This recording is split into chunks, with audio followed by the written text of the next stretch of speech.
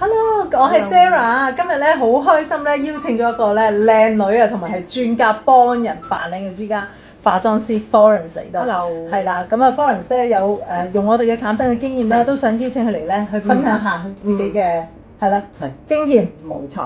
首先咧，我第一樣嘢用嘅咧就係洗頭梘，因為咧我平時咧就會有少少頭皮過敏，咁我老公咧就會有少少濕疹，同埋佢又係有紅點同埋痕咯，我同佢都會頭痕嘅。咁我哋以前咧有用過出邊有啲都係天然嘅洗頭梘，咁但係咧嗰個好棘。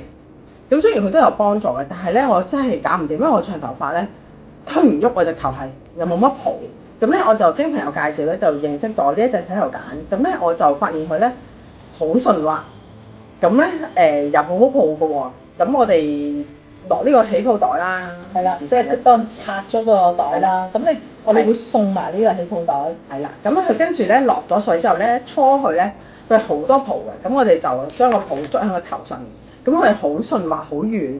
咁樣用咗之後咧，我嗰個過敏情況咧係改善咗好多，因為可能突然間轉天氣會有少少問題，咁但係其實一般都係冇問題㗎啦。咁我老公亦都係相同，佢都係用得好好嘅，所以我都係 keep 住買。哇，非常之好啊！嚇，咁你可以幫到你一家人啦，同埋其實我哋有好多咧唔同嘅用家嘅分享咧，用咗呢一個洗髮餅咧，係濕疹咧大大改善嘅。咁其實咧你唔知道咧，其實你嚟沖涼都得㗎。